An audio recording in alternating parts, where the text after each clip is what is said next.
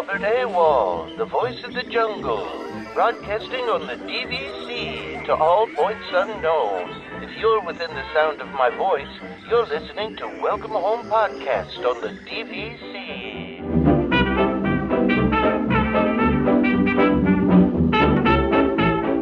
Hello and welcome home. Thank you for joining us on episode 209 of Welcome Home, a Disney Parks and Vacation Club podcast.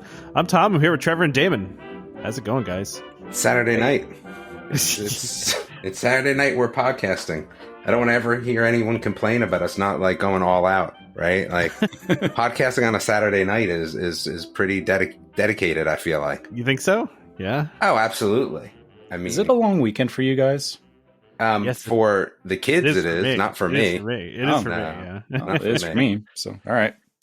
Yeah, I'm gonna go see Ant-Man on a Monday by myself. So, yeah, we have tennis tomorrow, so that my weekend is shot. I've been working on videos and sound stuff, and yeah, I mean, once I get this stream for my son, he's performing some virtual concert first. Yeah, I'll have to get people. He said he wants at least 50 to 100 people to be watching him. That's his goal. So, all right, we'll see how it goes.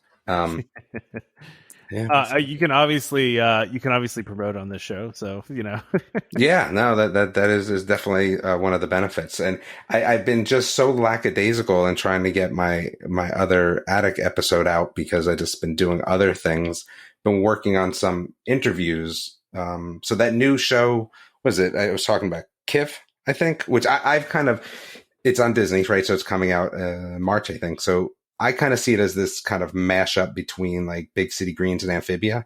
It kind of looks cool, right? From an animated standpoint. They asked me to do an interview, so I'm kind of working on that as well. But I'm excited for that show, for another Disney animated show, because I was kind of in a lull a little bit. Yeah. Hamster and Gretel, I just don't like it. Like well, listen, I don't love it. My daughter does not like it, so it's just not a show that we watch. And what else does Disney really have animated wise? Like Owl House is I think there's one more episode, but it's almost done. Amphibia's done. Like they're kind of in between right now, aren't they? They are. So hopefully this Kif show is good. I'm hopeful here. I'm hopeful. All right. I was looking at movie tickets for Monday, right, to go to Ant-Man, and one of the things I saw, because I'm going by myself, right, which is fine with me. I like going to movies by myself. But I was looking at, there's like 5 different options now of like with big movies of where you can go, what you can go see. It's like 2D, 3D, 3D PDX, 3D IMAX, 2D IMAX. Like there's what's PDX? Okay, so this is what I want to talk about. Enhanced. Yes. Enhanced what? So like the seats move and like there's like mist effects and like so it's like Avatar pretty much. So this is why I can crap on Avatar a little bit, right? Because you can pay $12 to go to a movie theater and do it. Except it's $23. You can pay $23 to go to a movie theater and do it. Well, you know what it reminded me more of, expensive Damon? than a lightning lane. So, oh yeah. Well, you know what it reminded me of, Damon? Because I watched a video of it. It reminded me of Six Flags Great Adventure had a ride called The Right Stuff. Was it Mach 1? I think. So I was not a Six Flags dude. You never went there? Okay. So I mean, I did, but not enough to like remember a lot of it. Okay. Like so. Someone out there is going to know this reference. It's been closed for a long time, but it's, it was a motion simulator ride, but you like sat in a seat and the seat like went up and it, it was a 3D movie and you felt like you were flying. And kind of like what they had it. Was it kind of like Jimmy Neutron at Universal? I kind of, yeah. I think I know what you're talking about. I think I know that ride. Yeah. It's basically just the seat moves. I mean, like I watch videos of this and I asked a friend too who had went and seen a movie with this a couple times, and he was like, yeah, like when there's like explosions, like smoke comes in the theater, and like they're spraying water at you and they spray scents at you. I don't need all that, man.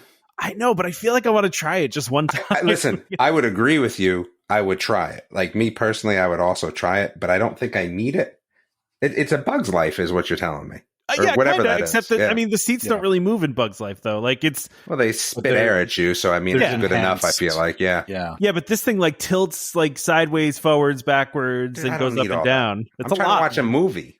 Well, see, that's what I'm worried about, Damon. Like, is it going to be too distracting? I think I would do it, but, like, I think I might be distracted at the same time, too.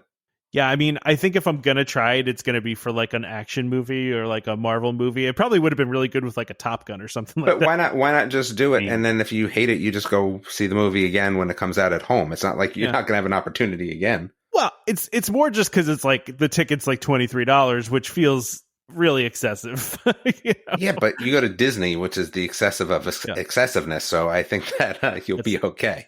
That's a fair point. And I think if it's Quantumania, I feel there will be enough effects going on. It does. It feels like a good movie for it, Trevor, right? Yeah. Like, yeah. I don't know. I think I might try it. We'll see. But yeah, I like I said, I generally like going to movies by myself sometimes. My wife doesn't want to see. Yeah, I just don't like the theaters anymore. But this, again, I think this is kind of a product of a lot of people thinking like I think now. Like, hey, I can, do it at home. What do I need to go for? Well, I don't have that, right? So, well, I think that's what they're going for. Yeah, that's what I'm saying. I think this is what they're doing to bring people to the theater. But I don't know, man. My PlayStation VR 2 is going to show up on Wednesday, so I think I'm good for the week. I actually had to log my daughter into Hogwarts Legacy before I got on the show, so I think like I'm covered with entertainment-wise. I feel like you're covered with entertainment. Yeah, I think it could be good. So my kid's playing Hogwarts Legacy too. Yeah.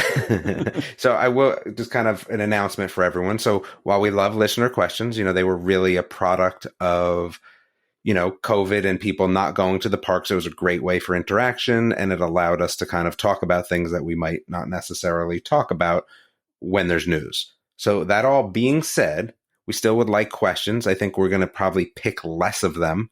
It's not going to be a bulk of the show like it kind of is. Yep. Yeah. I don't even know more selective, but we're just going to pick that less makes it of sound like there's bad questions, but no, there's more... definitely bad questions. I mean, let's be honest. Yeah. Anyway, that all being said, all joking aside, so what we're going to do is we're going to do, I guess, a ride randomizer, and we will pick a park, we'll pick a ride, no repeats, obviously, and we're going to just talk about the ride from a little bit of a quick history, because a lot of people already know the history of rides, but then talk about kind of our experiences on the ride, with the ride, and our family, around the ride for each one of the rides, right? So you'll get the kind of the whole gambit of, a little bit of history plus a little bit about our thoughts about the ride, as well as our interactions with that ride over the years. So I think it should be fun. It should be fun. It will be random. And we'll do one of those, and it's probably going to take the place of a few questions. I feel like we're going to focus a little bit back more on the Disney stuff, and I think that's great. So you spin the wheel of random rides. Tom is so excited because he has a sound effect. Let's just. I don't know what you're talking about, Damon. I have a real carnival wheel in the room with me. It is not a sound effect. I don't know what you're speaking. That would be great if we had a real wheel. I mean, I'm sure we can find one on Amazon. But wouldn't that be great? We go to the Jersey Shore. Those were the best wheels. Oh yeah, those were the best. They really were the best wheels. Like, do I want the mirror with the band logo on it? I used to do the candy. Because they would have giant packs of candy. Yeah. Do I want that? Do I want the mirrored logo? Do I want the concert shirt? I don't. They were always like $1 too, right? Like, because your odds of winning were like never good, because it was like yeah. Some of those wheels. It was like this gigantic wheel, and you press the button, and I'm sure it was rigged. Like, there's no way it wasn't. Oh, I don't even remember. Like, it must have been earlier. We didn't have like even button presses. I remember them just spinning that wheel. Oh, this was like a. What was that, Trevor? Sorry. Just Price is Right style spinning. Exactly. No, I'm talking about there was somebody would press just like a button, and it would start spinning, and then somebody would press it. My again. Jersey Shore time takes a little bit earlier time frame, because there was no button spinning. Back to the manual wheel. Yeah, manual spinning. So anyway, we're going to get through all the questions today, even though Tom put 8 million of them up there. And it's Saturday night, and I'm exhausted. Hold on. We're going to do them all. But hold on. Okay, so I put all of them out there with the idea that you will pick the ones that you want to answer. You guys will pick the ones you want to answer. We don't have to answer all of them. It's more of, I'm giving you a menu. Decide what you would like to order. Well, here's the thing. I would like to do them all if you guys don't ramble. But that's the problem. There's a lot of rambling. I don't even need to say you guys, because I can ramble as well. So yeah, that's true. If we don't ramble, I think we can do them all. Yeah, sure, we can do. Well, Dan's question's an easy one. Like, it's just that we don't even need to go into it, right? Like, all right, well, let's start with that one then. So, settle an argument in his house. Best Disney. I feel bird. You're wrong, but okay. Best Disney bird from the '90s: Scuttle, Zazu, or what's his name? Yago. Yago. I hate when you type something out and like And it doesn't look Looks like you. It sounds It looks in your like head. Lago. it looks like, well, again, because it's typed out, it looks like Lago. Yeah, and I was kind of like, oh, hold on. I don't think this is a contest. Who's In my mind, it's Iago, Scuttle right? again? No, Scuttle's Little the one Mermaid? from The Little Mermaid? Little Mermaid. Yeah. No, absolutely not. Yeah. And Zazu? Yes, Zazu. Is that where you're going with this? No. What? Yeah, No, Rowan I don't- Atkinson voices Zazu. Yeah. Me and Tom are going to be on the same page here, Gonna so be the same Fine, page. but Zazu's still better.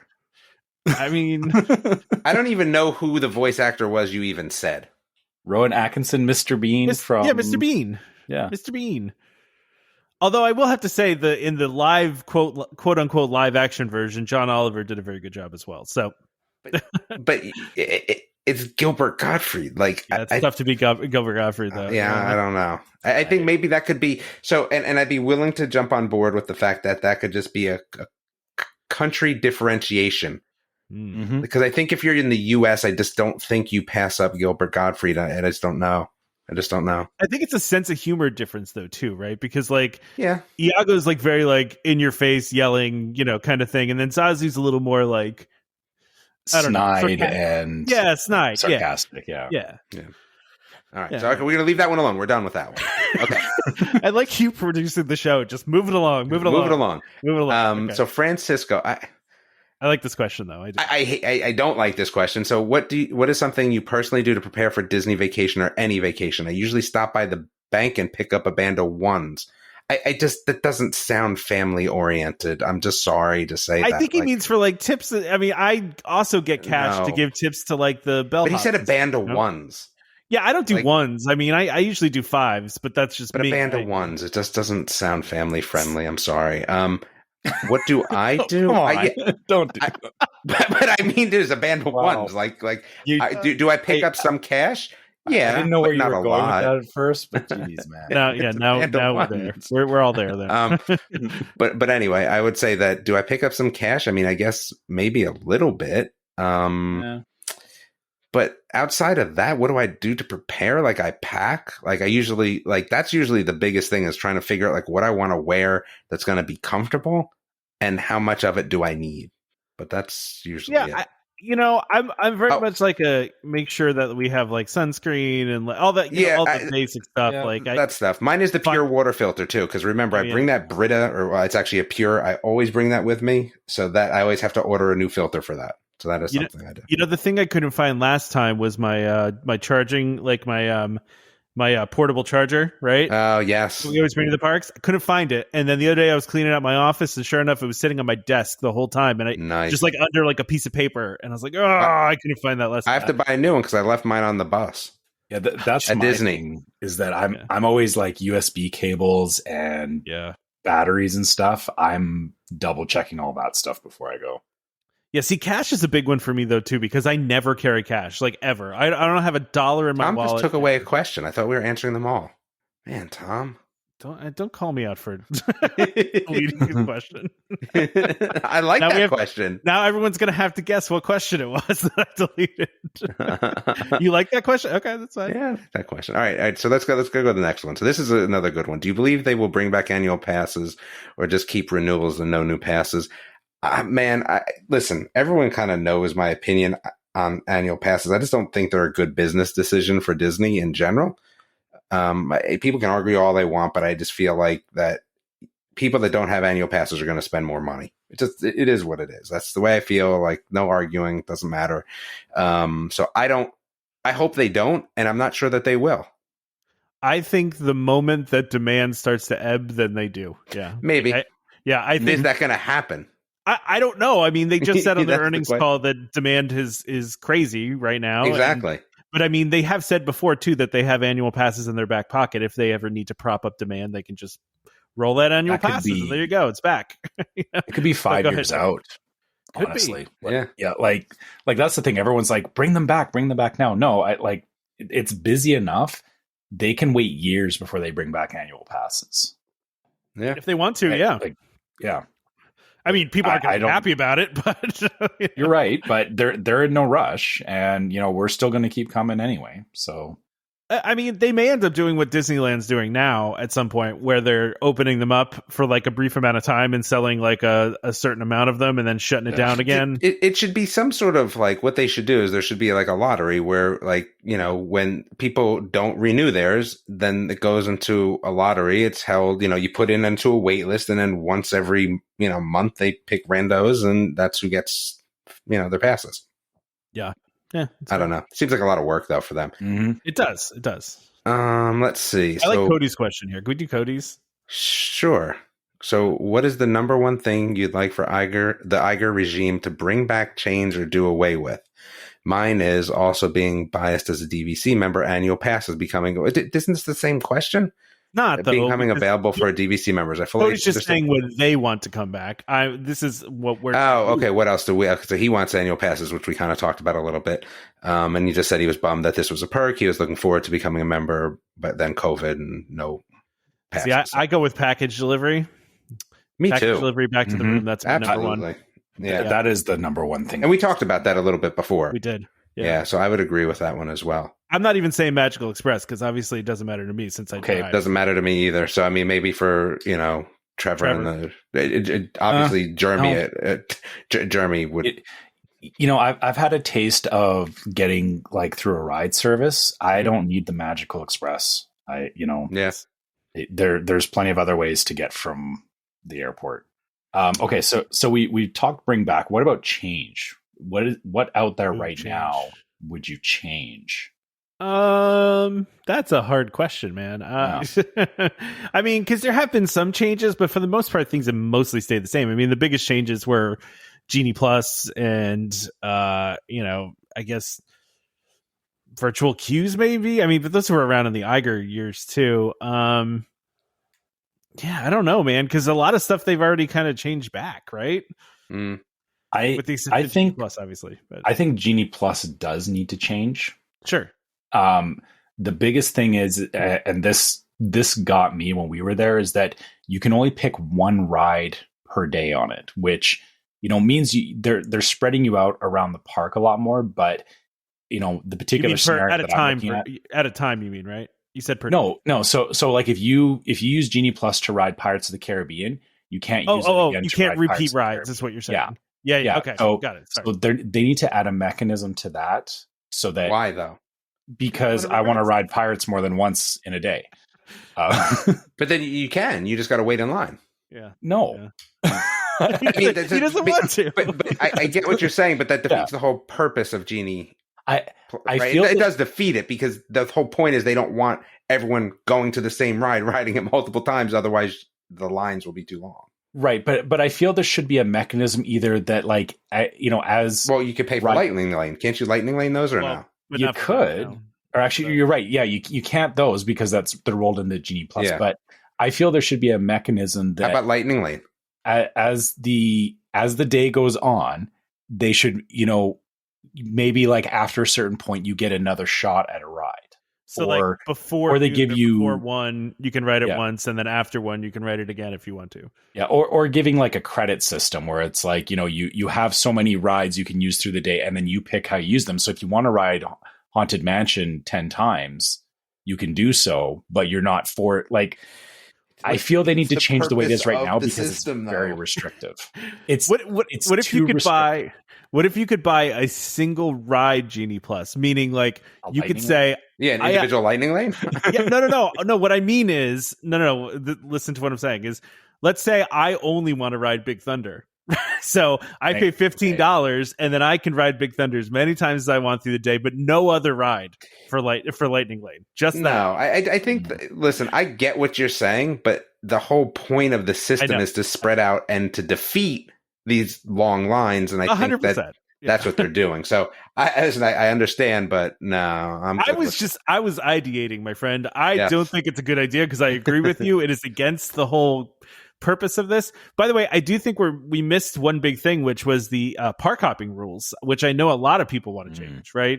Like I thought I wanted them changed, and I thought I was bitter about it, but then I really wasn't. Then you don't care. I was there and I had it, and I was like, 2:00's not the worst. Yeah. I think moving it back to 11, like they've done in Disneyland, I think that's all they need to do. Yeah, Like I agree. It's you're right. Even after 2:00, it wasn't the end of the world. I think the But- problem is that defeats, again, something else they have in place, which is the virtual queue. Yeah. How though? Well, because you'd be in the park, and how it's so okay. So how it's set up now is that 1:00 time is for people that didn't hop yet. If you make it 11, now hoppers, in theory, have the same opportunity for that second one, right? But they don't if there's hopping after 2. I never really actually thought about it that way, but I guess that kind of makes sense. Yeah. So no, I kind of dig it, man. Kind of dig it. It's actually, I'll tell you what it's done for me. It's forced me to stay out later. Oh, really? To Yeah. past dark times? Yeah, which is tough, man. Which is definitely tough. But this is gonna, again, my new trip. We talk about this all the time now. Is okay. So we're staying at Saratoga. We're staying at the tree houses, and what are we gonna do? That's what I even said to my wife. I was like, well, what are we gonna do? If we're not gonna do the parks, like there's stuff to do, but like, what are we gonna do like at night? Like, I don't know. I think we may fold and do like a 1-day Epcot just in our trip, just a single day, just to Epcot for food and wine, maybe. Yeah, you got to do food and wine. Yeah, Because what she said is she has less than 0 interest to go on Tron. Okay. So if we're not, and again, I would like to go on it, but I don't need to go on it, right? So I think that we might just do a day at Epcot. I mean, that's worth it to me. Like if I were in the area and had a free day, I would, and couldn't do like more than one day, I'd probably, and it was during food and wine, I would go to Epcot and do food and wine. Yeah, for food and wine, but I'm saying for Tron, like I don't know. I get that too. Yeah. So we'll see. So I think that the last question from Jeff is the one that is most thought provoking for me. Okay. He has a lot of there's a lot of things that would need to fall into place, and I like how that's put. So let's say that you or your spouse was offered a new position that included relocating. For this hypothetical, let's say the compensation is just way too great to pass up. So saying no to moving is not an option. Hypothetically, it's still tough for me to even think like that. But okay, sure. I'm going to pick up my family and hose my kids. But okay, great. Because I think that the part of this that you have to think about is, okay, so I'm kind of hosing my kids if I do this. Yeah, but hypothetically, they're on board for whatever reason, which we gosh darn know that teenagers would not be on board with moving. Or assume that they're already moved out by the time you're doing this. There you go. Yeah.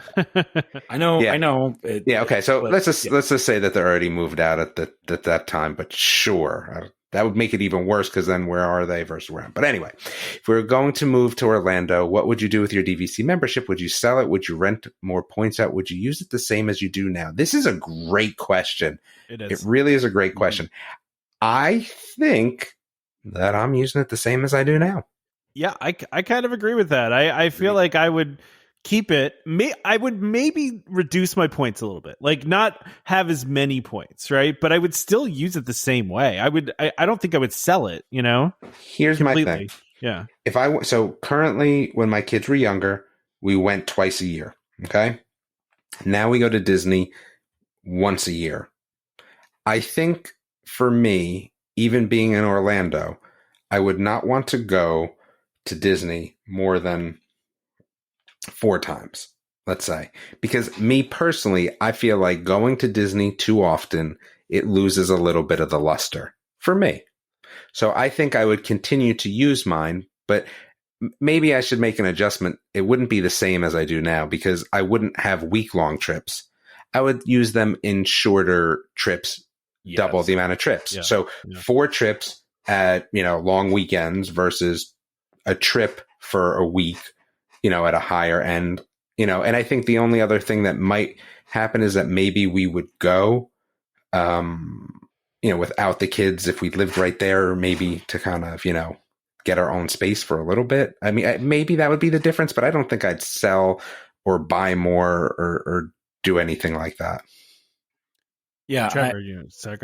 I'm kind of thinking this the same ways. And I realize, like, for me, outside of Disney trips, we go to Canmore a lot. And it's like what you're talking about. So, we go over a weekend or, we're there for like 2 or 3 days. So that's how I would use my DVC points if I was living in Orlando is it would actually replace what I'm doing now with, going out and staying in a hotel for a couple of days in Canmore.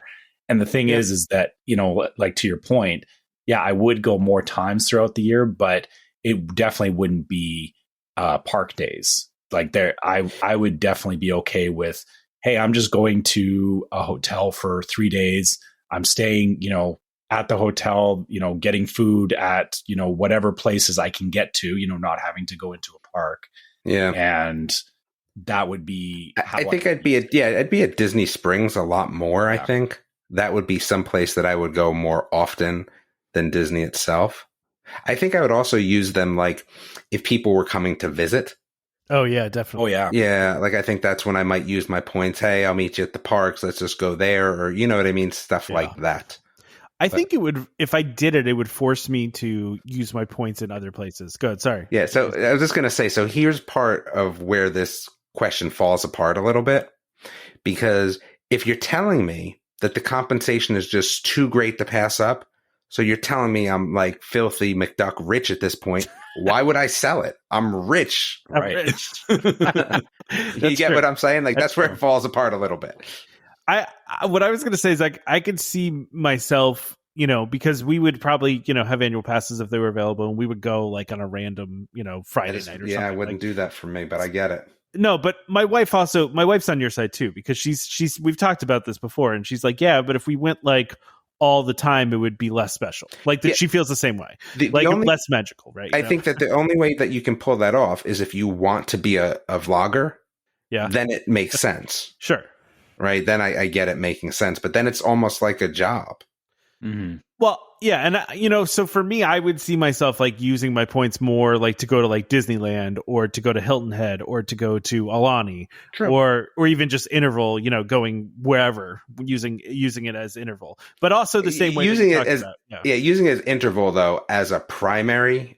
No, not as a primary. Just it. But you get what I'm saying, right? Like, yeah. Because it's not a good value, silly. Right? Yeah, it's not. Yeah, so it's not a good value, right? No, but it would just be. It would force me to use my points in different ways, but I would still use it, like you said, in the same way, where I would take a weekend away and would stay there, like a little staycation almost, but at Disney, or do a whole week vacation there too, where we're just kind of immersed in it. And it would be nice to be close to home too if I had to run home for something too. So even though I'm still in the Disney bubble, it's like, oh, we forgot the charger at home. Okay, we'll just drive 15 minutes down the road. Of a bubble though when you're 15 minutes away. It's true. No, I agree. Yeah. I agree with you. With you. I mean, I like the question. I like the question. So I have to sneak something in here too, because I guess the guys talked about it. I'm really kind of upset that I missed this though. I even had to say something to Tom. David, the funny thing about this is I put it on the rundown for you, thinking what happened. You missed had it. To go. I don't know. You had somewhere you had to be, and you. But usually, like I read through it and would have been like, "Yeah, I want to talk about that." I think I almost like kind of like have like a remembrance of like a ghost memory of it, but like I don't really remember. But anyway, it's the PhotoPass people having new, different colored shirts. Yeah, and I think that's awesome. Yeah, I think that's great. Like I think that PhotoPass is again one of my key things. As I harken back to my Amazon photo discussion, what the other thing that I kind of forgot to mention is that I've been using it. So my son went to, his first year in college, and I told him, I said, I will send you an email every day. I just, that I don't see him. So like he happens to be home this weekend, but I haven't seen him in, 3 weeks. So I'll send him 3 weeks of email every day. Right. And what I do is I go through my Amazon photo and I find pictures from the same day, just different years. That's right. Cool. Which is awesome. And so many of them are Disney, right? Because we get a PhotoPass, and, we were when they were younger, we were there a lot more, and it's just been kind of nice and to kind of pull those pictures out. So I really do love PhotoPass. And I felt like the last time we were there, it just, not that we didn't even get it. And it wasn't even like, it didn't feel easy. I just feel like with these new colored shirts, it just makes it kind of easier. I don't know. It shouldn't, but I feel like it might. It does. Because it's not, looking for white shirts in a sea of people wearing white clothes, right? It's bright green and it stands out. Yeah. We also talked about it too, Damon. It was like they're like recycled uniforms. Yeah, I and saw they're that. like- Yeah, and they're yeah. like, you know, air, the breathable and all that fun stuff. But Yeah. it was just funny when you pinged me that today because I was like, yeah, we talked about that like 2-3 episodes ago. Man, I don't know, man. I'm getting old. Maybe I even talked about it, and I just No, forget, you weren't. know. You weren't here for it. I know you weren't here for it. You were gone that's a by shame. then. That's Yeah. a shame. If I had seen it, I would have forced it to the front. So maybe I just, You know, I really do try to put the things that I think you're going to be interested, which you know is a fool's errand for me in general because I usually have no idea what you're actually going to be interested in. But I try to put them closer to the beginning. So Yeah, I feel that particular episode. I think there was like 2 or 3 things that came out, and I remember you talked about a couple of things, and then I think you may have missed that one. So it was probably you did like a lightning round before you left. You did, and it's tough because like there's this big difference between like me having to do something around the house or with the kids versus like going to a swim meet, right? Where I literally have to leave at the time I have to leave. So if I remember correctly, you had to take your daughter to some sort of sport. And so like, I think that you could were have been like running out the door. So. Which is why we're recording on a Saturday night as well. So it is, yeah. But this next piece of news, I've had discussions not only with my wife, with my mother, and with a bunch of other people about this. So the DVC news that everyone knows, right? I posted a link to this as well. The price of the DVC one-time use points, really, we're going with risen by 15%. It went from 19 to 22, man. Well, listen, I didn't write the headline. It's from DVC News. So, and you can still purchase your 24 one-time use points per use year. Right. And did we say this is per contract or no? I think it's per membership. I thought it was per membership. Yeah. Okay, so that's fine.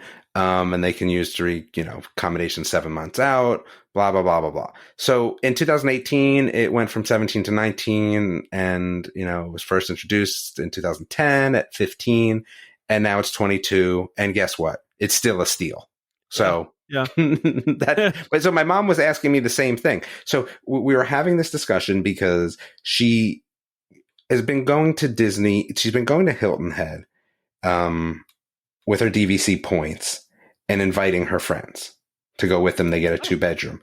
Nice. And they were just at Disney. Yeah. So they were just at Disney. So they just didn't have enough points to do the amount of nights that they did last year. So she said, should I borrow the points or should I just pay these, one-time use points in? And again, for me, what I said was, listen, I would borrow the points until you really can't borrow points. And then that's when I would use one-time use with these one-time use points. But I still think even at that price on the down end of the Hilton Head, right? Because the one thing that this isn't, and everything in Disney, I feel like is adjusted, but this is not. So they become more worthwhile at different resorts and at different times of the year. So what I kind of said, I said, if I was going to Disneyland or Disney World, either one, right, I would use these and it makes more sense than using them at Hilton Head. Yeah, that makes sense. But I still think it's a great deal no matter what. And it's a lot of points. Like it's 24. Points, yeah. Like it's a lot. And that could be a couple nights at a couple weeknights at like a Saratoga. Like I think you can Key get West is my jam now. Yeah, it's like 10 to 12 points a night on certain. That might be like 3 right? weeks at Old Key West. So 3 weeks. You don't know about those half-point broom closets? They're pretty nice. They're pretty roomy. It's funny you say that because we were looking at Grand Villas for next year. We think we might do a Grand Villa, because since we don't have a trip planned this year, we're just going to have an abundance of points next year. So so we're looking at a Grand Villa, and like the difference between an Animal Kingdom Savannah View Grand Villa and like an Old Key West Grand Villa is an absurd amount of points. It's absolutely. Like 200 points difference for a week, and it's like. It's like, oh man, do I want to see the animals or do I want to see how many people are going? I think we're gonna have 9. Yeah, I guess you almost have to at 9. Yeah, 2-bedroom just doesn't do it at 9. And you're talking 3 kids. So yeah, I mean, you want the space. I just don't even know if I would I don't even see myself ever doing that. So we're doing the tree houses, right? Are they 12 people or 9 people? I think they're 9. I thought they were 12. Are they? Oh. I don't know. I feel like they might be 12. Or are they a weird number and they're neither one and they're like 11? I don't know. But so we're doing that again, a kind of an abundance of point situation. But I keep thinking about, like, should I ask my kids to, like, bring friends? And I'm like, do I want to do that? Then all of a sudden, like, it's going to be nice just to be, like, super roomy. You know what I mean? Like, it's going to be kind of relaxing, especially because we're not doing that much. It's going to be super roomy, and they are yeah, 9 person. 9 person. Yeah, sorry. It's the Grand Villa that's 12. So the house is 9. The other problem that we're having is again, like, we're trying to sneak that stay into Universal the day before we get there. I can't bring myself to pay for 2 rooms at Universal because somebody's bringing one friend, hoses me out of, like, yeah, that costs you a lot of extra money. 5 to 6 is huge, man. 5 to 6. You can always find a 5-person room, but 6, you got to go 2 rooms, and it's too brutal. I was saying, like, people are just going to have to meet us there at Saratoga if we go to Universal the day before. Like, I can't do it, man. Yeah, that's true. So, I still think this is a great deal. I think a lot of people don't know about this. Like, I mean, informed people do, but, like, my parents had no idea. Like, I think a lot of people just don't really know about this. Well, even when you posted about it. Yeah, don't think about it. Yeah. Even when you posted in the Facebook group, a couple of people commented, like, what is this? Like, so, Yeah. And then for those that don't know, these are essentially 24 one-time use points that you can buy. That's like, so if you're just a little bit short of a reservation, you don't have any to borrow, or you don't want to borrow, like, you buy these, you just pay cash, like, up to 24 a year. So it's a per use year, I should say.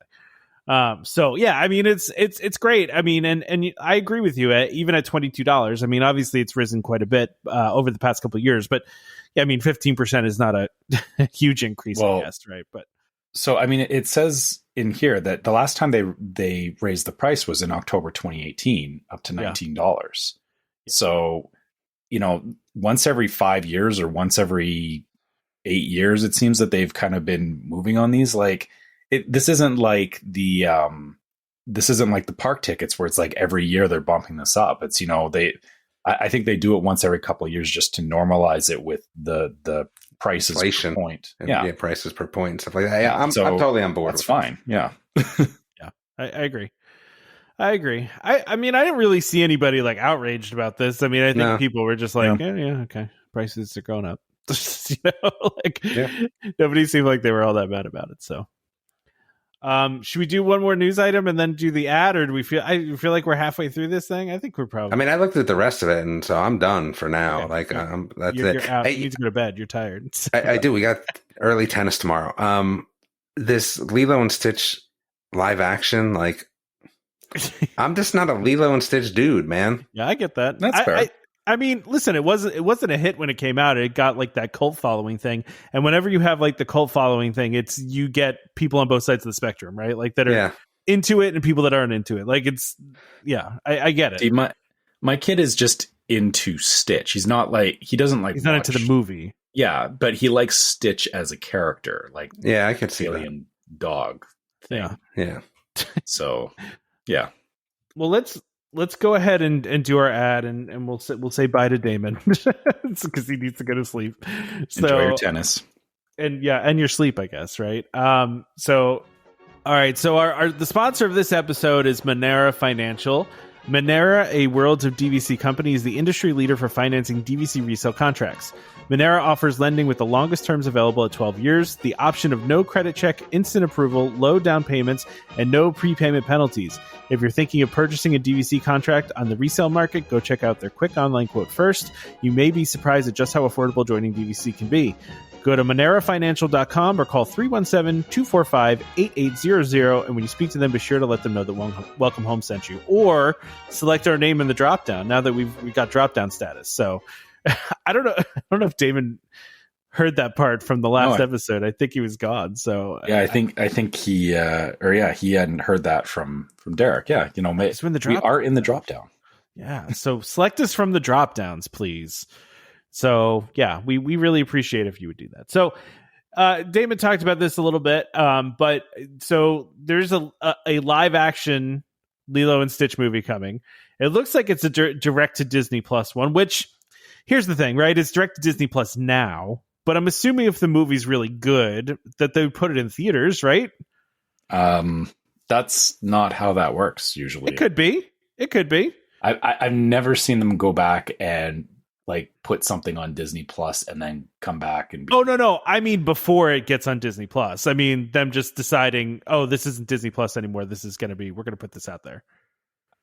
I guess, but I feel like with Lilo and Stitch, because as we were saying, it has a very cult following, and it's been so long since there was another Lilo and Stitch anything like that. They had the couple of movies and the show and stuff, but I feel like this is.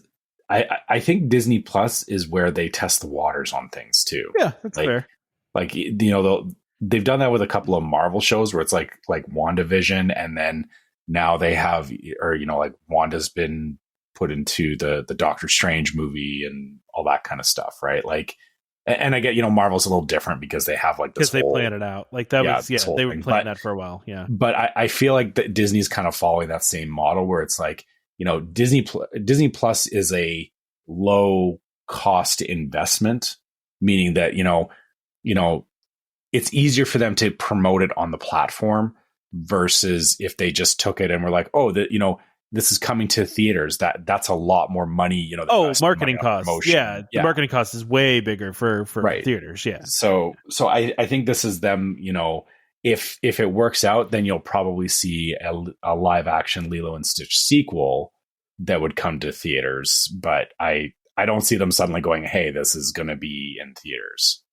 Yeah, so I will say though, what the news is here, and first of all, I want to mention too, because and Trevor, you remember this, right? Like for the longest time, but prior to Disney Plus, people would like circulate this image of a live action Stitch, like a concept art for it. That was never a thing that Disney did, right? Like that was fan art. It was fan art, but people were passing it off as Disney made this. And this is what what Stitch would look like, and it's like, no, that's not true. But what the news is here is that Zach Galifianakis is joining the adaptation, which I like Zach Galifianakis a lot. What is interesting to me about this news is who is Zach Galifianakis going to play in this movie? Because the reason I'm saying this is Disney is very careful and very smart about their casting, and this movie takes place in Hawaii, and they're going to cast people that are Hawaiian or a Pacific Islander descent, right? So Zach Galifianakis does not fit that mold, which tells me Zach Galifianakis, to me, I feel like he could be Stitch. I feel like he could be the voice of Stitch. No, you disagree? You're forgetting the aliens. I'm saying he's a voice of something, right? Like he's a voice of something. He's definitely. He's voicing something, but not necessarily Stitch. No, I'm just saying he could be Stitch, and I could hear his voice being Stitch, is what I'm saying to myself. I feel like they would go with somebody like, what's his name? D.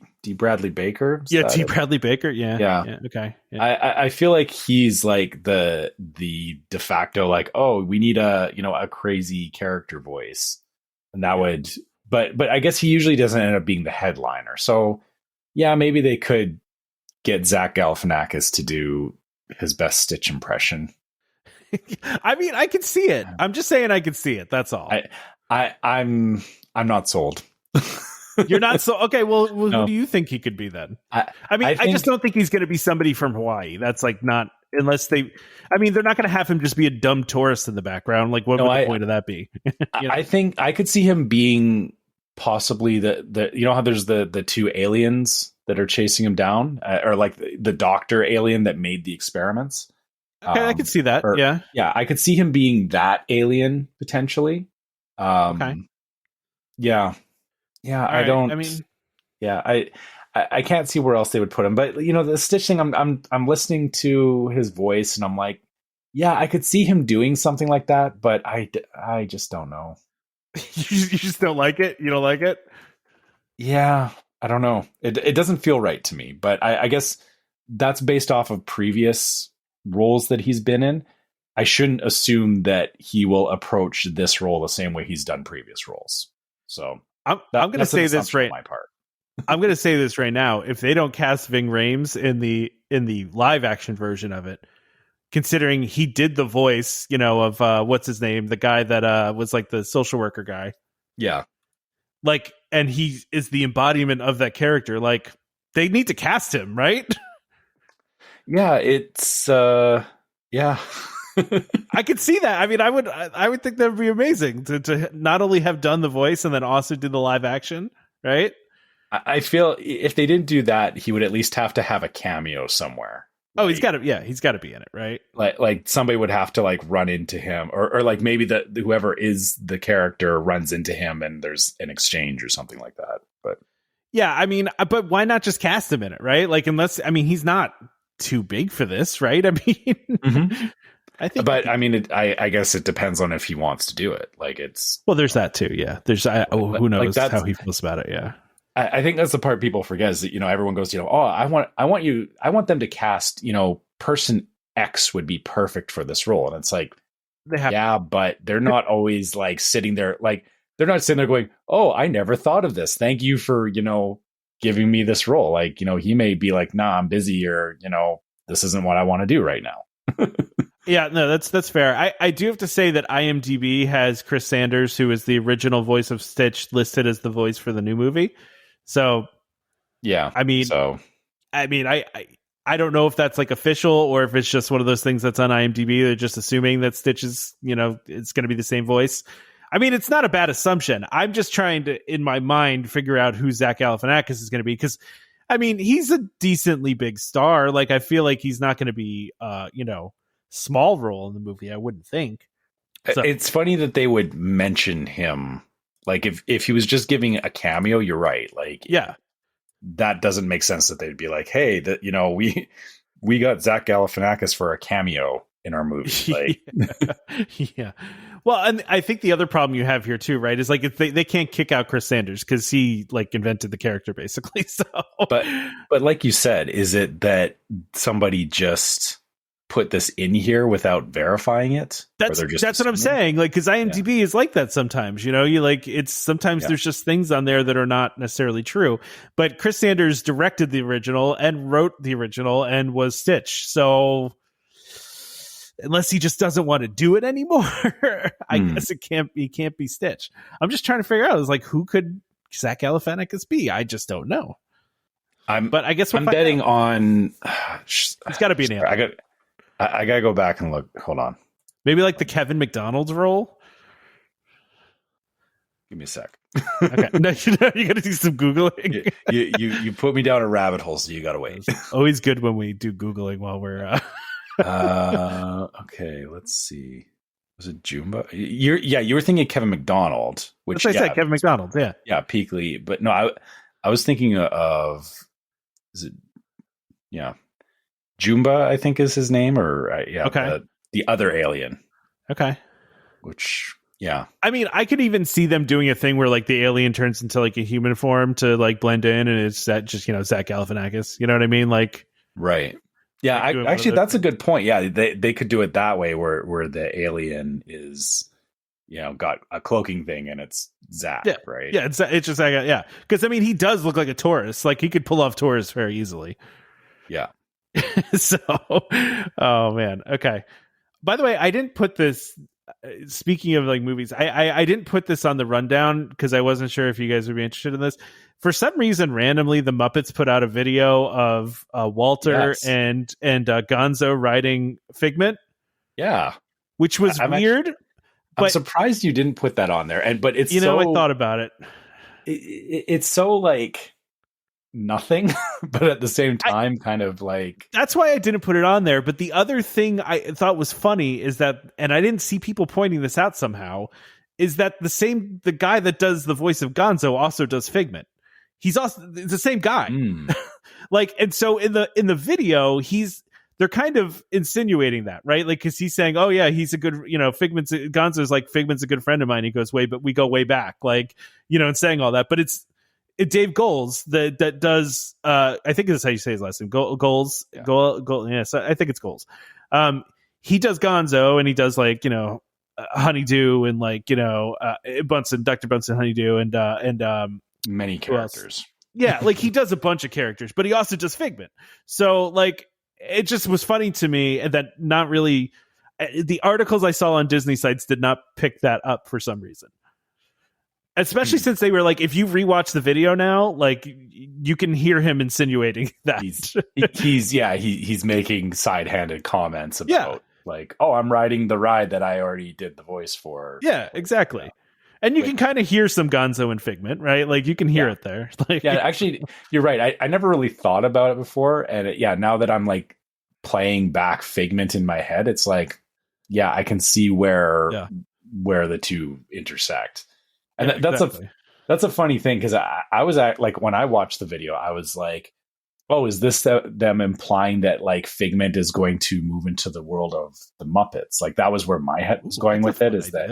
Is that you know Figment crosses over with the Muppets or gets pulled into it that way, and that's how like, and this is them kind of hinting at the next movie is going to be Figment versus Muppets or whatever, right? Or what if you take it the other way, that Figment turns into a Muppet ride?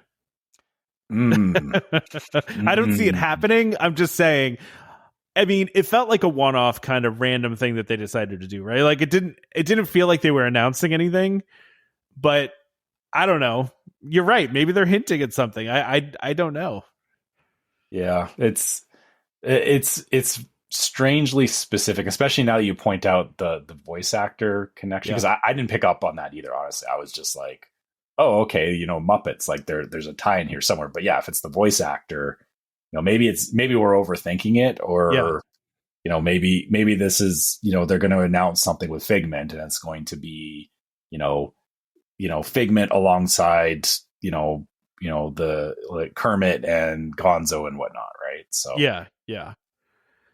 Or maybe that'll be the ride overlay, right? Is that they'll somehow bring it back and bring the Muppets into Journey into Imagination.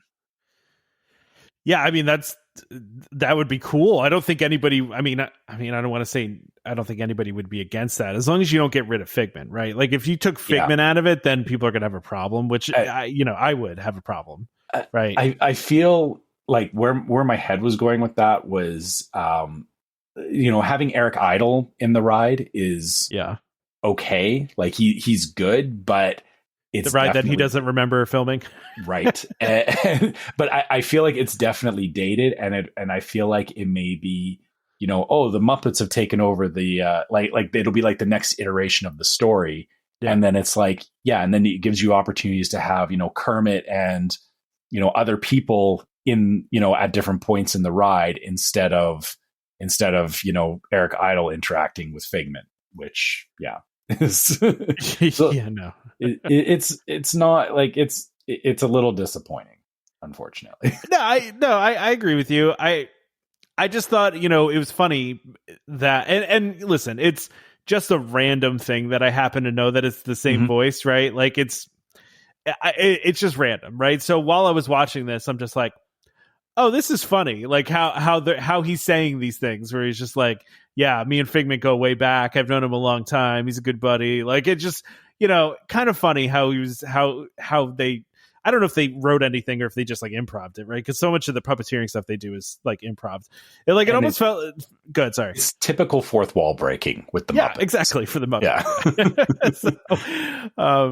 Yeah. I don't know, man. It is interesting that it just was a random thing. Like it in some weird way, it almost makes me feel like they were filming something Muppet related, and at Disney World, and like the puppeteers were there, and they were like, "Hey, it would be funny if we went on Figment." You know what I mean? Like, I don't know. It just, the whole thing was weird. That would have been a weird thing to see. Yes. Yeah. Just the setup of it too, right? Like if you it showed up and then like one of the rides had like Muppets on it. Yeah, absolutely weird, right?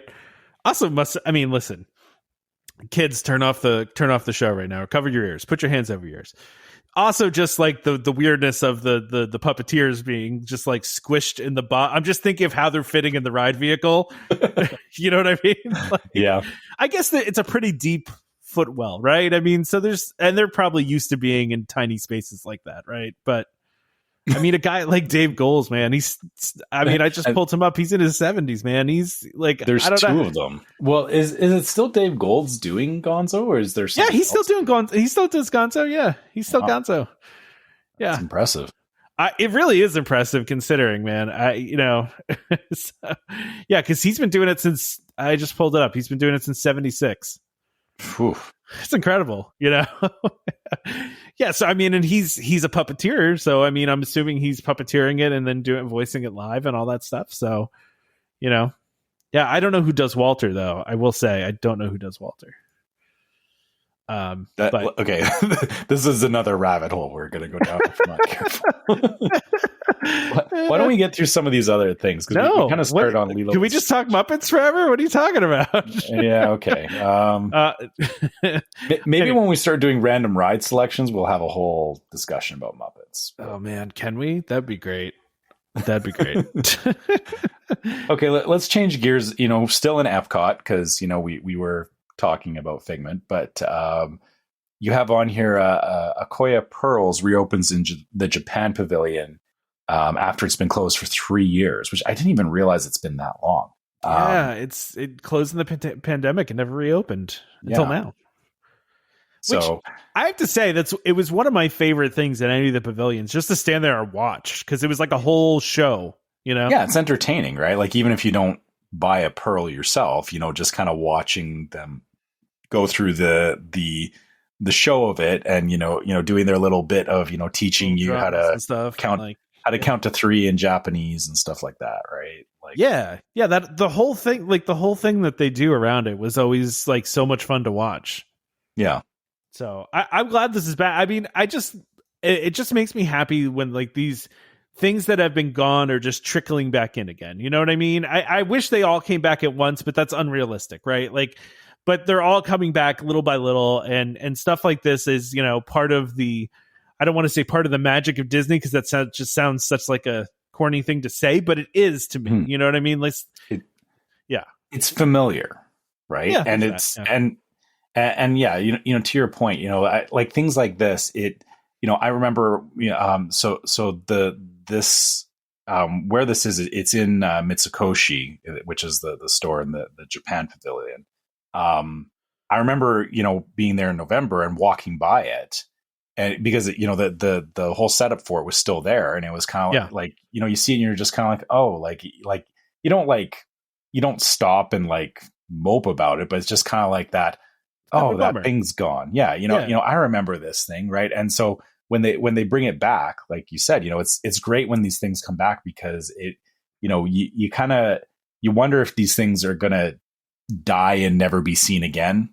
And then, when it does finally come back, it's like, oh, they, thank goodness, like they didn't destroy, like, even though it's not something that I was like a destination to get there, it's like they weren't just destroying stuff for the sake of it, right? So this is one of the cool things about Epcot to me, though, right? Like it's this kind of stuff that like you can do Epcot on a surface level, right? Where you just walk around the World just Showcase, stroll. and just stroll, and like don't go back into the pavilions, right? Like you can do that very surface level thing, but like if you take the time to go back into some of the shops and some of the little exhibits back there, like that's the stuff that I really love. Because like even myself, who being in the parks as much as I have, like I remember a couple trips ago, maybe 4 or 5 trips ago, right? Like where we just decided to explore like the Morocco Pavilion, and we went into places I had never seen before.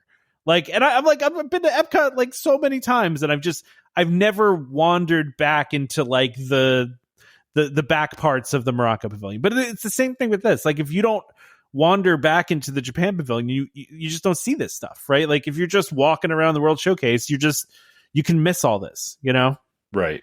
I just like that second level. I guess it's funny you say that. Like when it comes to the Japan Pavilion, like I never pass by the Japan. Well, I know you're really, you're really into, I love that stuff. Like, we go through it, and like me and my wife and my son, we all enjoy various aspects of it, like, because, they have manga related stuff and anime and all that in there as well. So, to us, it's like, what do you mean skip the Japan Pavilion? But I see your point that, there's a lot of other pavilions that, we do the same thing where, we'll just walk by certain ones. It's like, I don't really want to, stop and look at the France Pavilion, although the France Pavilion is beautiful. And, there is a lot to it now, with Ratatouille towards the back of it. It's like, oh, there is, you're right. All of these pavilions, should be explored, but a lot of people just don't. Well, the Canadian pavilion too is like that, right? Like if you could just go in the front of the Canadian, but if you go all the way in the back, like there's, the movie and the, yeah. Why did you just do that? Why did you?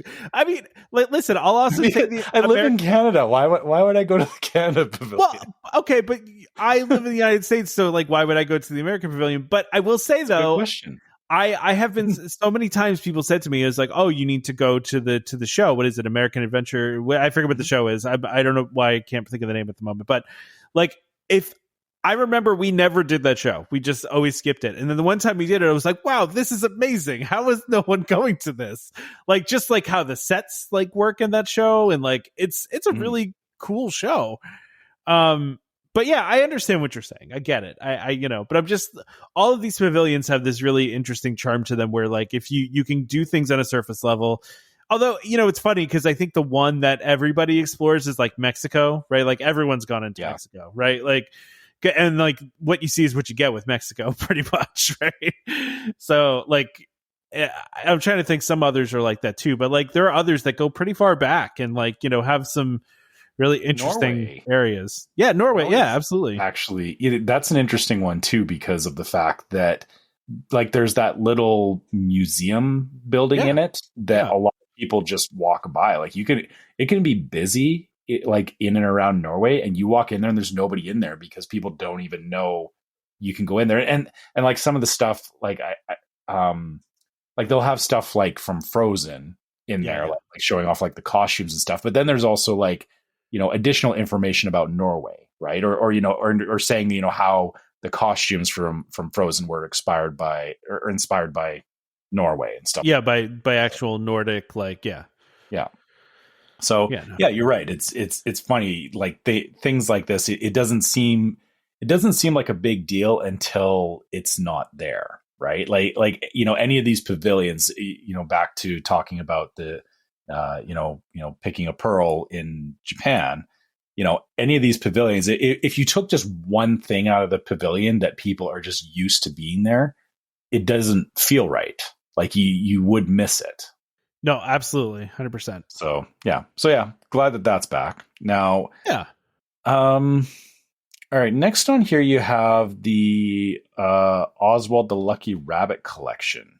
Yeah, I really like Oswald, and I feel like Oswald is finally getting like more of a due than Oswald has in the past, right? Mm-hmm. Like, I mean, they've had the ears occasionally, but like, I'm trying to remember if they've ever had like a full on line of Oswald stuff. I feel like all the stuff I've ever seen for Oswald was in California Adventure in Disneyland for a long time. Like it seemed like that's kind of where they put him because they didn't know where else to put him for a long time. So yeah, I agree. It's nice to see some different stuff. And the funny thing is that Oswald, like I was watching the video that they have, because they have that little YouTube short. Yeah, they made a new short. Yeah, for the first time in 95 years, they gave him his own short. Yeah, and it's funny because all I can see from it, this is because of just how things are.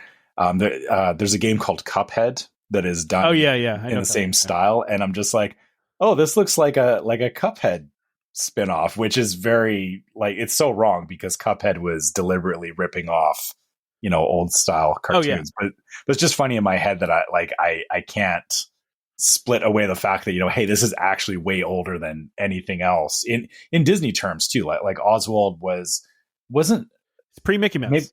I was gonna say, was Oswald the first character he did before Mickey Mouse, and he lost the rights to it, didn't he? Yeah, so Oswald's a really part of why I have this on here is I find Oswald to be incredibly interesting, right? So like Oswald was basically the first popular character they had, right? And so because Disney was small at that point, he basically got screwed over and and eventually the rights to Oswald ended up with NBC Universal. The amazing thing about this, and it's one of my favorite fun facts ever, honestly, about Disney, they got the rights back to Oswald in 2006. because they acquired the trademark back from NBC Universal by basically trading Oswald for play-by-play announcer Al Michaels for Sunday Night Football. No joke. That is a real thing that happened. Basically, NBC wanted Al Michaels, and so Disney traded Al Michaels to NBC for the rights to Oswald. It's one of the most absurd things that's ever happened, I think. And I think it's kind of amazing. It shows, like, I guess it's funny because, Oswald hasn't gotten a lot of like Mickey Mouse still gets the lion's share of the attention, but it's funny, like you said, that, this is really more important to Disney than a lot of people realize, because of how they were willing to trade an announcer to get back the rights to this character. But it's such a interesting thing, right? Like, and I mean, Oswald was a pretty decently popular character, and they originally made him for Universal, and that's how Universal ended up with it. But there's I read one of the Walt Disney biographies. I forget what it was. The one that everyone considers the best one. Well, most people do. I'll get emails. Listen, I know not everybody loves some of these, but what is it? Oh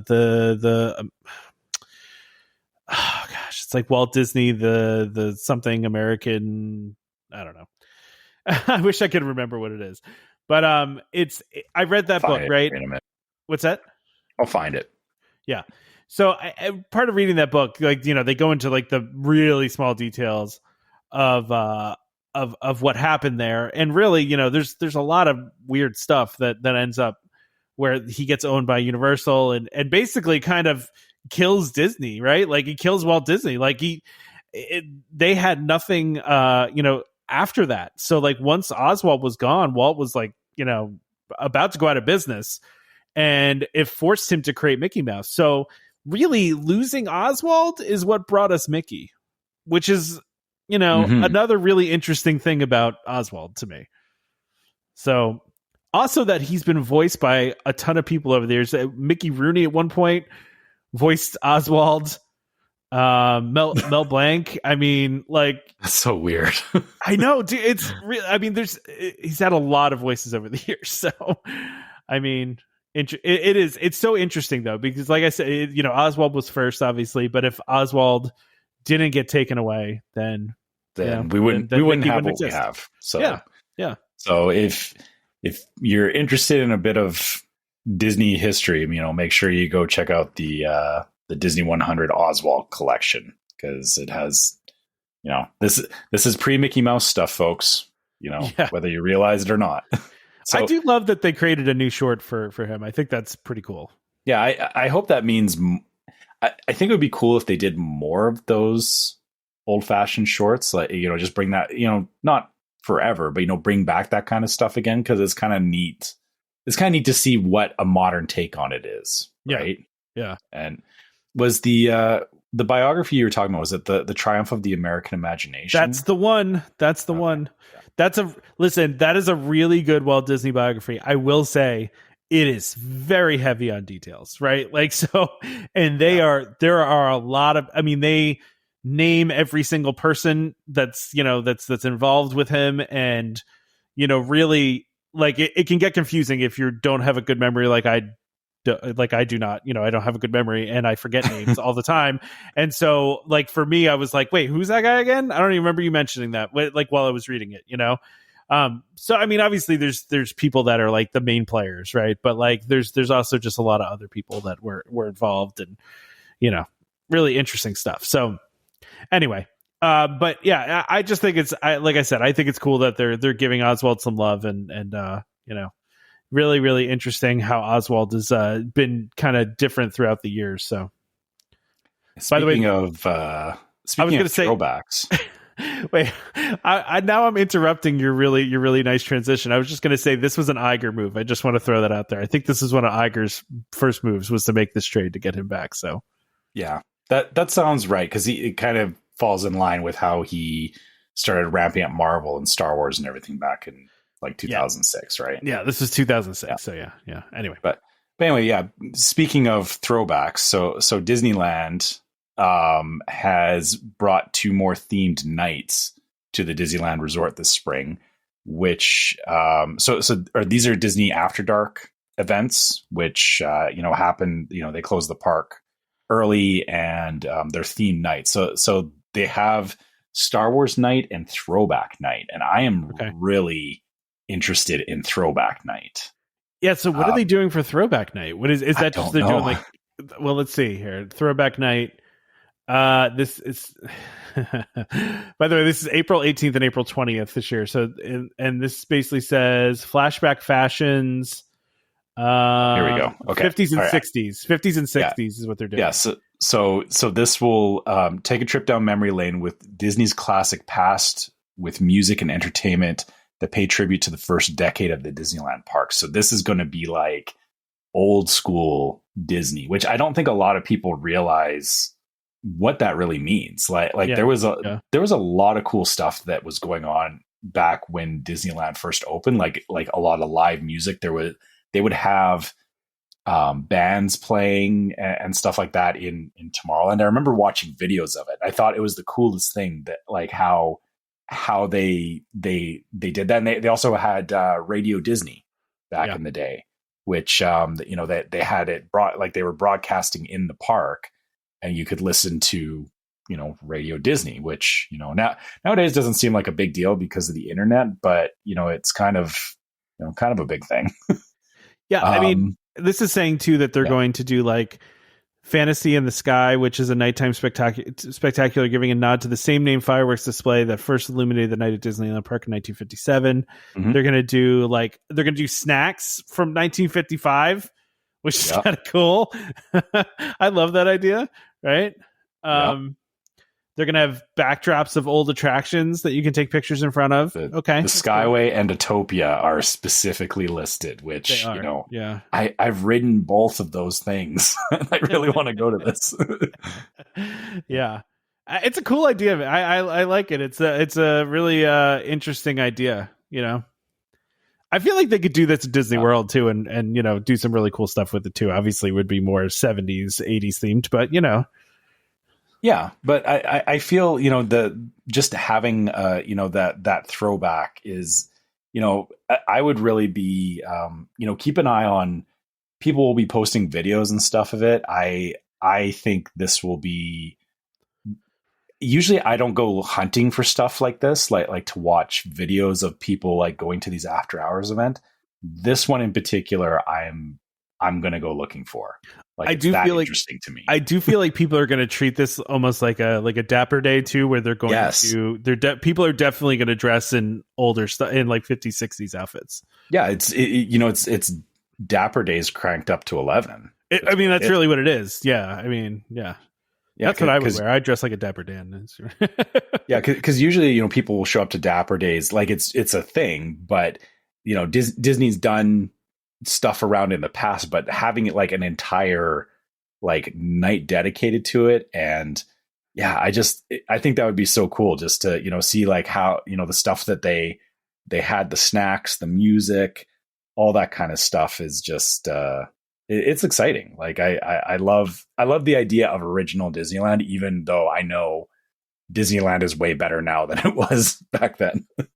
Oh yeah, for sure. Like that's not even like debatable, right? I mean, like, yeah, but it's funny. Like you kind of forget the how much the parks have changed over the years, even from when I was a kid. Like it's crazy how much stuff has come and gone in Disneyland.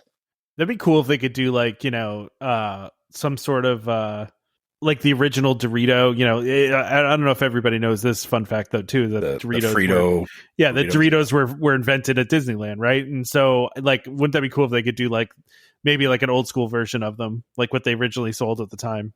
I don't know. I feel like they would be available at, and okay, I'm sorry to anybody that is local to Disneyland. I actually don't know the proper pronunciation for Rancho de Zocalo. I think it's Rancho de Zocalo. But I may be saying that wrong. Yeah, no, that sounds right. If I butchered it, somebody correct me. I'm sorry. I didn't mean to. But that would be where you would find it, because that's like that was there was actually like a Frito booth in that area back in the day. Yeah, it was Casa de Fritos. Yeah. Yeah. Yeah. And that's where Doritos basically came from. So like, that'd be cool if they could do like like what the original version, obviously, because I'm sure the Doritos that we have now are not exactly the same as they were when they originally were created. Right. So are they even the same as what you had when you were a kid? No, not really. No, not really. Not really. No, it's not. They're same. still good though. They're still good though. I mean, yeah, totally. Yeah, I agreed. I don't mind Doritos. You go Cool Ranch or nacho cheese? Because I think I'm a nacho cheese guy. I'm actually a sweet chili heat. Oh, wow. Okay. See, you know what? You would get along well with my wife on this, because that's also her favorite too. I like those too. They just burn a lot. Those are hot. I'm in for the spicy. I'll do like buffalo spicy, whatever. Like that's where my head is. Yeah. No, that makes sense. Yeah. That makes sense. Oh, so the other night they're having is a Star Wars night, which is, all right. And Star Wars. So throwing Star Wars on there. Like, it's not as cool as the other one. But of course, so the Star Wars nights run May 2, 4, 8, and 11, because I'm just reading the numbers right off the page. Yeah, because let's do it that way. Sure. 2nd, 4th, 8th, and 11th. May the 4th, of course, being. Oh yeah, that's a thing. Yeah. I forgot. Yeah. That day's probably already sold out. If yes, that one will be crazy. Yeah. Of course, things to note with this is that they'll have they have a fireworks show specific to that as well. Sure. And Captain Phasma will be walking around with the stormtroopers. Okay, that's cool. I feel like you don't have Captain Phasma a lot. I remember back when Hollywood Studios had that show that had her, right? Yeah. So she was prevalent for a while, but she hasn't really been around a lot lately. And then Tusken Raiders and Jawas, which again, if you we went to one of the Star Wars dessert parties in Hollywood Studios, and there was stormtroopers and Jawas and stuff walking around, which I totally forgot that was a thing. Yeah, because this was back in like 2018, so it's been a long time. I totally forgot that those characters, because you just get so used to, or lately, in Star Wars land, it's like you see Kylo Ren and the stormtroopers and Chewbacca and and the Mandalorian now, right? Like it's so you're used to those characters, so it's like, oh, Tusken Raiders and Jawas, that's cool. So yeah, I mean, I remember they were doing like in Star Wars Launch Bay, they used to just have Jawas walking around, right? Like that was that was a thing for a while. And then, it seems like they brought a lot of the walk around characters back to Galaxy's Edge though, right? Like, so there's better than it was. I mean, because I've seen recent videos of people getting accosted by stormtroopers recently. So, and Kylo Ren. So yes. Which is, I'm glad that those things are back, because those were always really fun. But I will say the projections on Small World look very cool. Oh yes, I guess you've never gotten to see a projection show on Small I have watched World. Videos of it.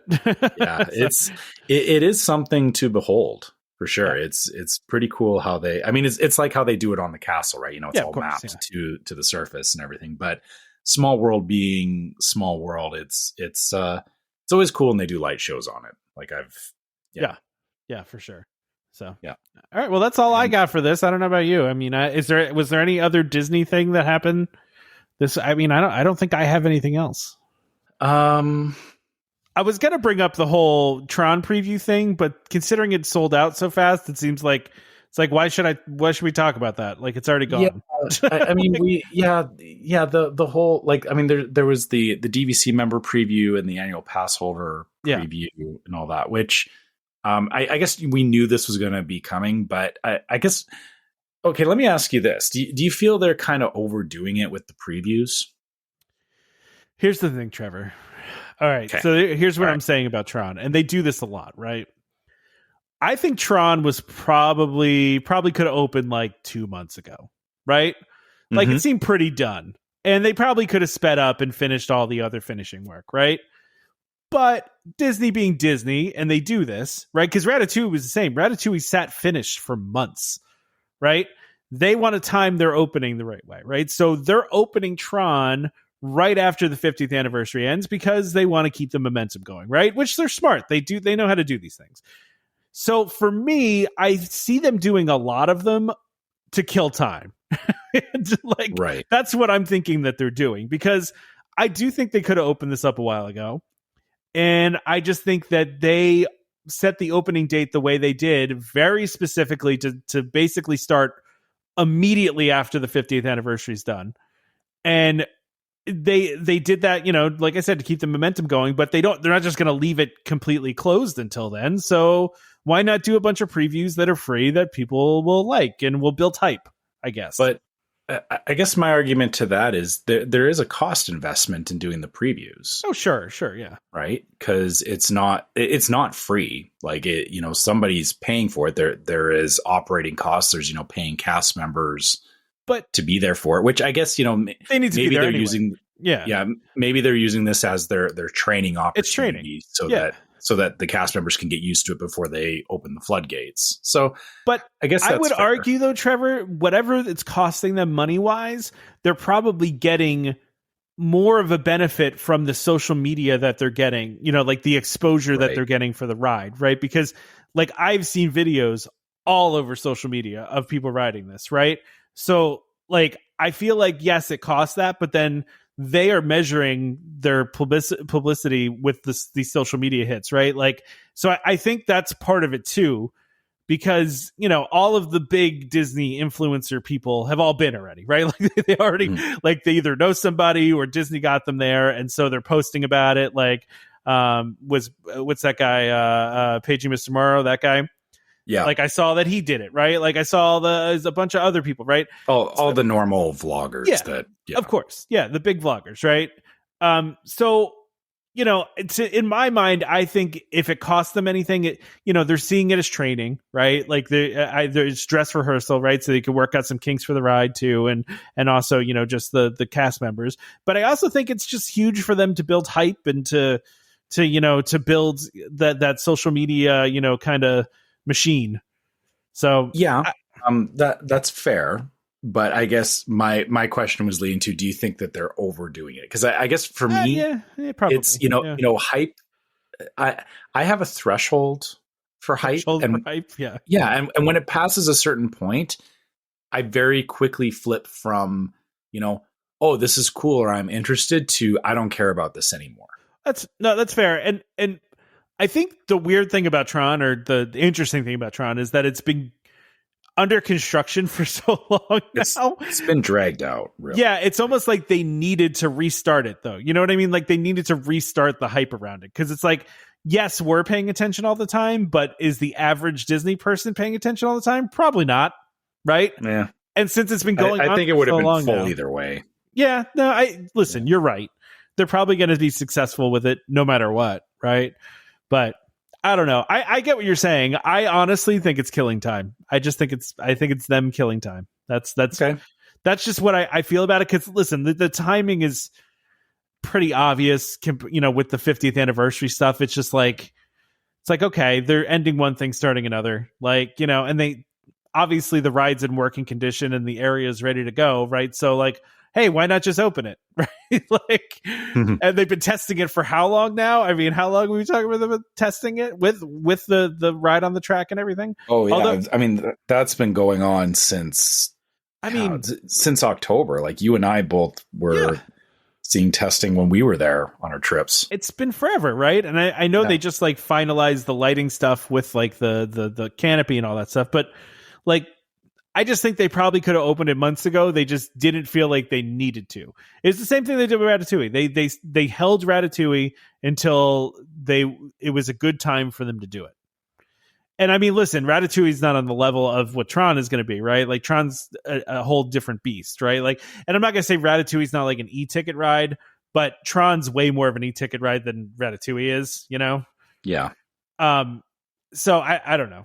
I don't know, man. I just think it's killing time until the right time to launch it. So, pun intended. Yeah, I guess I'm getting over the hype around it, but I guess okay. Here's one last question for you before we wrap up here. Yeah. Are you're given the next time you go there? No, you're not riding it? I don't know. What? Maybe. What if you and I, or okay, like how we went last May? What if, you and I went on Space Mountain, right? What if I convinced you to go on Tron? Would you go on it, or would you? Maybe.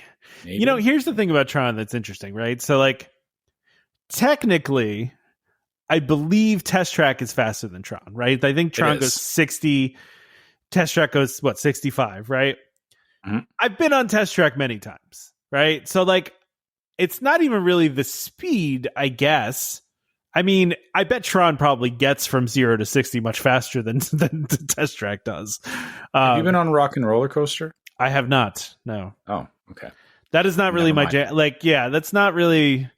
Yeah. No. Because that has a fast launch too. Like it. Yeah. I don't know, man. I'm torn on it. I mean, like, I'm also still torn on Cosmic Rewind too, right? Like, even though my wife's like, "Oh, you need to do it," like, Cosmic Rewind would you would get a feel of a magnetic launch on that as well. Like, yeah, I know. I know it launches you. That's where it's like, I could probably be okay with it. Although Cosmic Rewind is actually worse because it launches you backwards. That's what my problem with Cosmic Rewind is the backwards part. Yes. So Tron would be forwards. Yes, Tron would be forward. Yeah. And honestly, the unique riding position on Tron would probably be beneficial to me as well, as far as my motion sickness goes, I think. Mm-hmm. My bigger question, and I don't, well, maybe I do intend the pun on this, is whether I'd fit in the seat or not. Because I've heard a lot of conjecture around that, and I don't fit great on Avatar, fit okay on Avatar. And if this is more restrictive than Avatar, I might have a hard time. So that's the other factor to look at it with this. I'm a bigger guy, so I don't fit into. I mean, I don't fit into most things very well. But this I've heard is a little restrictive. So okay, that's fair. Sorry, I don't have that problem. I know, but whatever, Trevor. What? Listen, I've heard tall guys are having a problem too. So you're taller. So yeah, actually, I'm worried. My brother may actually have issue getting onto Tron because he's taller than I am. Yeah, your brother's like really tall, right? Your brother's like basketball player tall. He is. Yeah. He got accused of being a basketball player in Japan. Got accused of. Yeah, which is an odd way to put that, Trevor. You're a basketball player. Yeah, well, that's what other tourists did to him, was that they were like, oh, NBA, like they assumed, and he was like, nope, just tall guy. That's it. Oh man, yeah, that would be annoying if you're a really tall guy to just constantly be like asked about if you play basketball or not. Like that's Anyway, no, listen. I mean, if I could fit on it, I would think about it, right? Like I would definitely think about it. Okay. Because like my problem with most roller coasters is I get very motion sick on large drops, right? And so part of why I can deal with Disney coasters is most of them don't have a large drop. Most of them, and when they do have a large drop, it's more like you're going halfway down the hill before they drop you. So like it really kind of cushions the blow for me as far as like my stomach goes, right? So do you feel Big Thunder has big drops? No. Okay, no, good. not at all. I just wanted to make sure it was not at all. That's what I'm saying. That Disney rides in general, I feel like the Disney roller coasters, for the most part, don't. You know what I mean? And like some do, but most of them don't. Tron doesn't.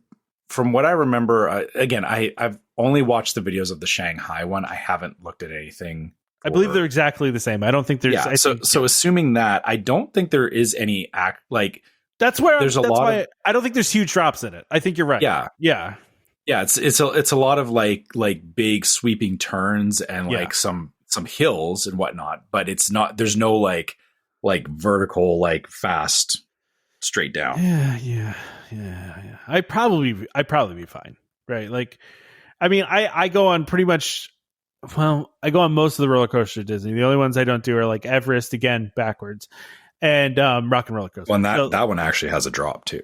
Well, yeah, that one has a nice size drop too. Yeah, I'm the person, standing at the outside of that drop, waiting for my wife to get off. Like that's usually like my role there. So I'm kind of I'm a little sad to hear that because I mean, we didn't go to Animal Kingdom, but I would have been going on that and been like, okay, Tom, you don't need to feel bad about that. I've talked about this before. Yeah, well, but I want to ride with people.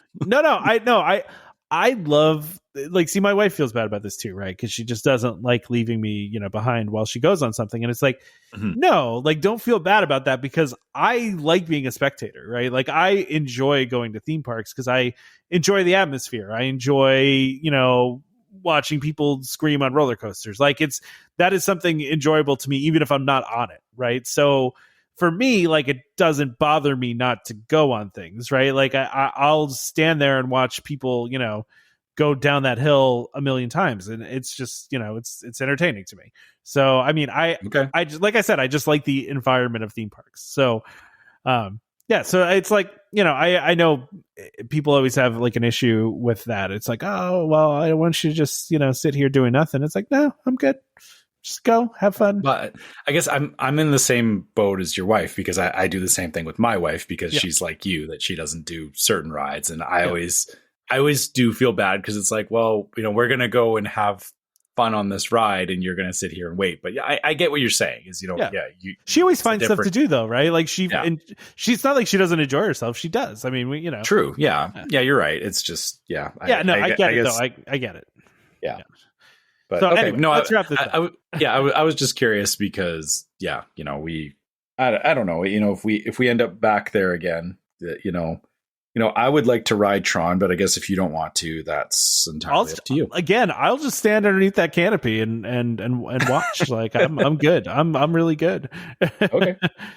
All right. Yeah. Let's wrap it up here. Or is there anything else before we wrap it? Nah, I got nothing else. Let's wrap her up. Okay. All right. So as usual, if anyone wants to reach out to us, you can always find us at welcomehomepodcast@gmail.com. Love hearing your trip reports.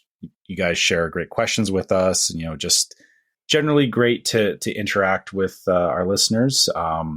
In that same vein, if you want to follow us on Facebook, you can find us as Welcome Home Podcast, and you can check out our Facebook group, Welcome Home Disney Waitlist. As we've talked about previously, a lot of our listener questions come from there, but there's also a ton of great memes, especially I always enjoy at the beginning of the week seeing what kind of memes people will put out because it never lines up. We always joke about it on the show that's like, oh yeah, that's going to be a meme, and nobody ever picks the thing that we think is going to be the meme.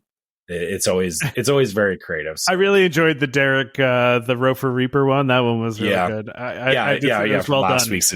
Yeah, anyone who was listened to last week, the Reaper memes were definitely on point. Excellent this week. So yeah, if you want to get involved in that, like I said, go to Facebook and check out Welcome Home Disney Waitlist. Other places you can follow us are on YouTube and Instagram. YouTube is Welcome Home Podcast. Instagram is Welcome Home Pics. Those are great places to follow us whenever we go to the parks or do live shows, stuff like that. You can always catch them on those channels. Or you can catch them on YouTube and Instagram. You can always see us posting stuff from the parks when we're there. And if you'd like to help support the show, go to store.welcomehomepodcast.com and check out our different merchandise there. All kinds of things like shirts and mugs and fanny packs for your next trip. You need somewhere to keep your churros. So, consider getting a fanny pack. Wait, you're going to put churros in the fanny pack? Well, you get a bag and then you just, you can put it in there and then your churro doesn't fall out when you're going on Tron. Oh man, I don't think you're allowed to bring the churro on Tron. Maybe not. I guess you'd have to put it into the locker. That's fair. But I saw there was a viral video of someone trying to eat some food while they were like on the launch of Incredicoaster. Just like, why are you doing that? Like, and if that person like choked, they'd like sue Disney later. Like, well, you didn't tell me I couldn't do it. Yeah. So anyway, okay, don't use the fanny packs for anything like that. Be reasonable with your fanny pack usage if you're going to. We're not liable for anything that Trevor says on the show. Yeah, we do. Yeah, I I only said that because, for walking around the park, it's good to have someone to put your churro, but not for being dangerous on the rides. Okay, there's the disclaimer. And in the same vein, if you wanted to support us through Patreon, you can go to patreon.com/welcomehomepod and check out our different levels of support there, which come with exclusive merchandise that you can only get from Patreon. And that will also get you access to our Discord server, which is yet another place that we like talking with our listeners.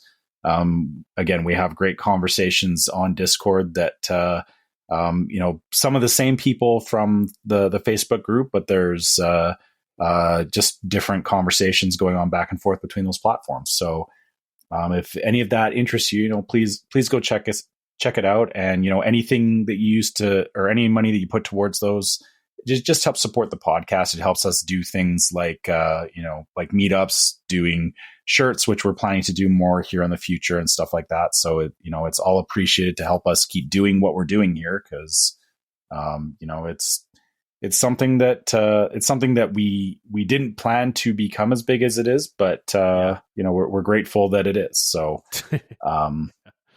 So please check that stuff out if you'd like to. And also, if you are listening on iTunes or Spotify, please leave us a 5-star review. It helps more people find the podcast in the future.